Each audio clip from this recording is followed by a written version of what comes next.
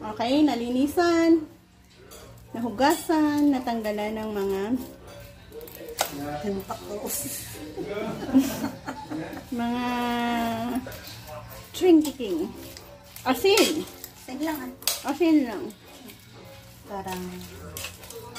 Para preska pa, lutuin agad natin. Ayan, sabay silang maluto. Seafoods.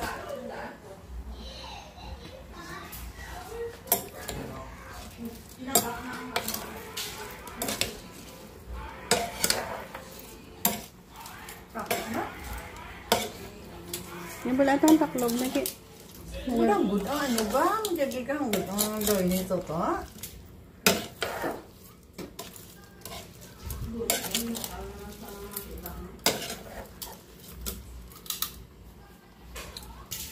Malapit na.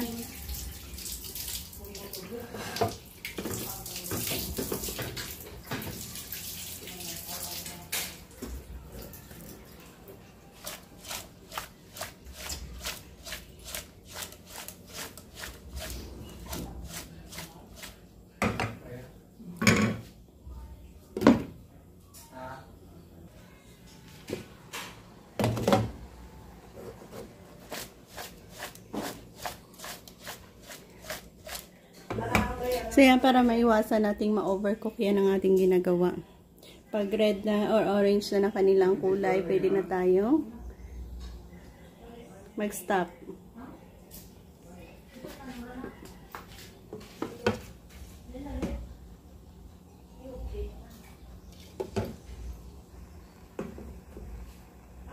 Yan, dito na ako mag-end. Thank you for joining me. So yan lang ang ating paraan ng pagluluto ng ating seafoods na ito.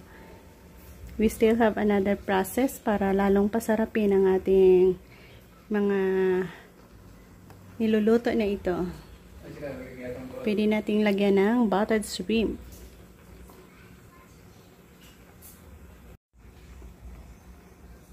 Ayan, asin muna ang ating nilagay.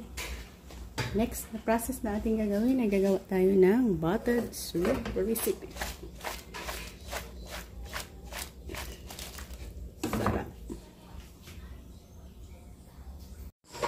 Butter.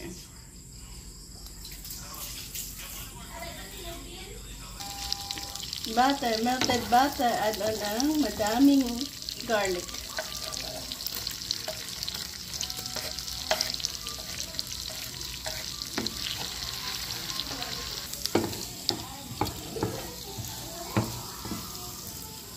Asukal. Asukal. Maganda. Ini dalawang damdami kaya.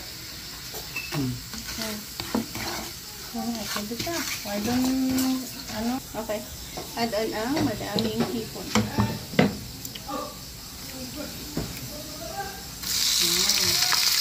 Butter, shrimp, garlic.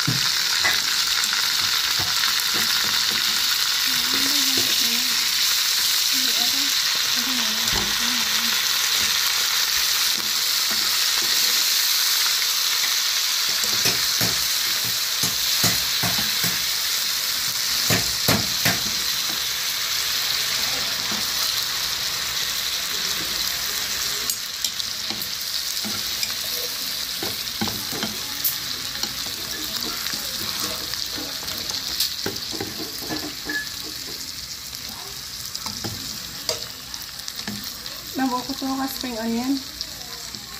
Karoon lang ito. Sabang. Ubos mo rin. Hindi lang. Maranang. Maranang. Ang sahon ko pa rin. Nangatira. Ang dami pa.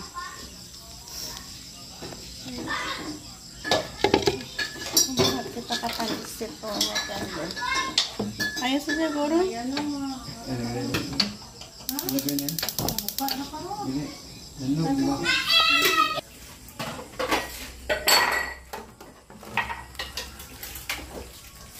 Sarap.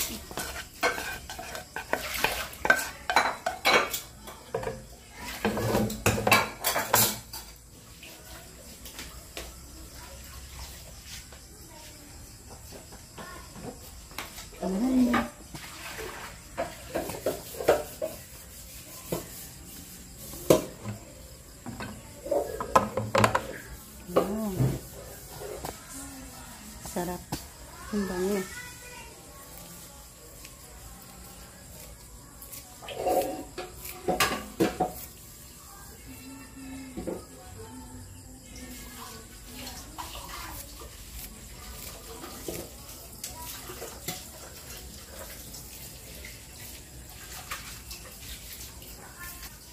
Yan ang ating buttered shrimp recipe.